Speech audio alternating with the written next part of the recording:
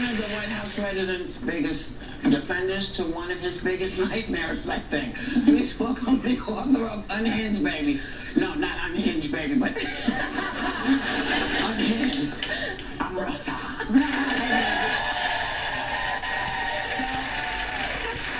One of my favorite things was seeing you in that hat. At the funeral. 10 hours. 10 hours at that funeral. And your mom was My mom was there. At Aretha's Franklin, and they looked magnificent. But one of the things that is kind of crazy, I think, about all of this is when people started to hear that you had tape stuff, we were like, you recorded stuff? And we thought it was unusual, but apparently everybody now tapes everything. And so one of my big questions to you is, where was the tape recorder? Was it in the bra? Was it in the... Where was it? Yeah, unfortunately, I can't answer it because I'm right now going through arbitration with Donald Trump. He has sicked his entire legal team on me to stop any further release of tapes, and he wants to make sure that I am silent so I don't talk about, the bribe that Laura Trump tried to offer me for $15,000 per month. I mean, they want to shut me down. And so every time, like the announcement that I was coming on, my attorney who was backstage got a phone call from his legal team. Right. Really? Yeah. And they said what? Don't say anything? Just more not read the book. Right. I mean, so you guys read the book. More intimidation. The book's already out. So he's threatening you, he's intimidating you, or at least his team is. This is what I think is also a stunning reversal. He now says that he will not enforce a non-disclosure agreement with Stormy Daniels. Yeah. And then on Friday, his former lawyer, Michael Cohen, offered to tear up the NDA. You're in arbitration, as you just mentioned, over the confidentiality violation of my NDA. And you signed the NDA with the campaign in 2016. Right. But NDA does not cover crimes. Right. So the type of corruption that I exposed when I played that tape of Laura Trump making that bribe to me, that's not covered by an NDA. You cannot silence someone when they're coming forward to expose corruption. But do you think he'll back down on this arbitration just the way he has? No. Sonny, he wants to break me. He wants me to spend all my money on legal fees and legal bills, and then, like he did with Sonny, more than likely, once we request all the emails from the campaign that I was engaged in, they'll withdraw. Okay. So you're going to keep on fighting? Oh, I'm going to keep on fighting. He's not going to...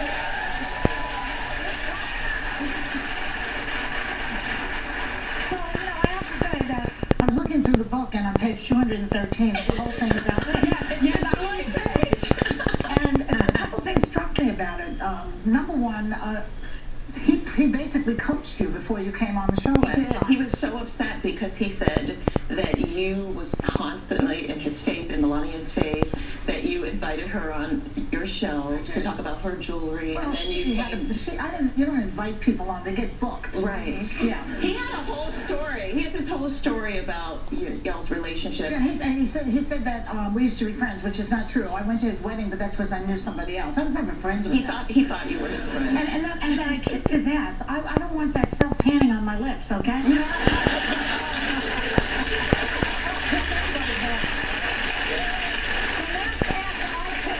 The last ass I kissed was my little baby when I gave birth. You kiss a baby's butt. That's the last ass I kissed. But, so he told you. Then Sarah Sanders came on. And he was upset because he felt like you all steamrolled her, and that she did not defend him tough enough on the show. And he's like, why didn't you do what Omarosa did the way I told her to do it? Because she kind of looked weak, and he hates for anyone to look weak. Yeah. He specifically told me to come after you, Joy. Yeah, I know, because I'm not weak. Yeah. So if you could give us your audience of one. But I'm shocked that I thought he doesn't watch it. Because people say to me, how come he doesn't go after you girls? I said, I don't think he cares about us. No, he's watching. But he Hi, does. Donald. I knew he was. So if you were that miserable there and you were recording from the beginning, why did it take so long for you to leave?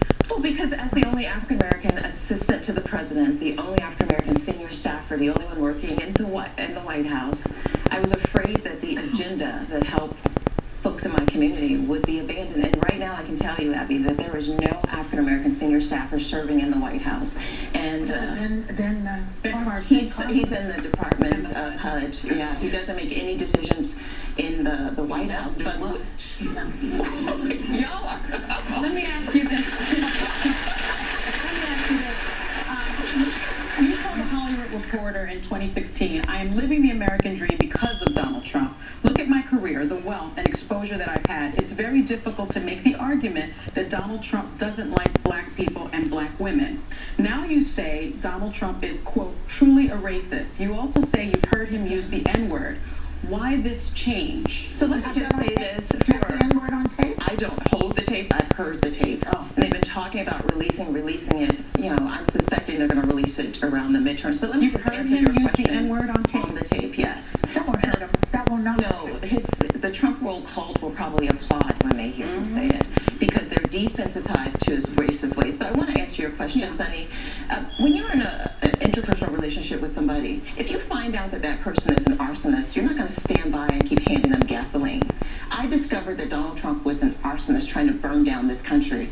And at some way, I was complicit handing him matches and giving him more fuel for his fires. Sure.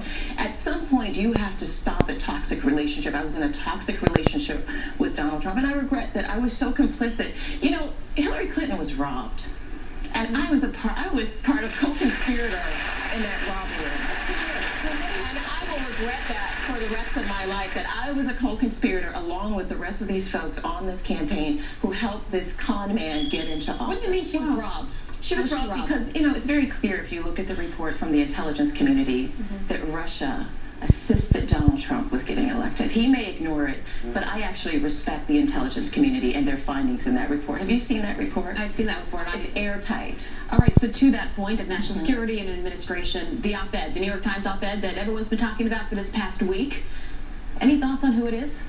I've been very vocal about the fact that I believe that it is someone, a senior staffer in Pence's office. I went through every email that came out of Pence's office because the tone of the op-ed sounded very much like his chief of staff. And sure enough, there's consistency in the writing style, the language that they've chosen, as well as how they positioned their... How high up, though? Because it has to be... High up. You have to be a commissioned officer to be considered a senior staff member. That means assistant to the president, deputy assistant to the president, or special assistant. There's 100 of them in the White House. Who do you think did it? I've been very vocal, and I don't want to get sued, but I suspect that it might be his chief of staff.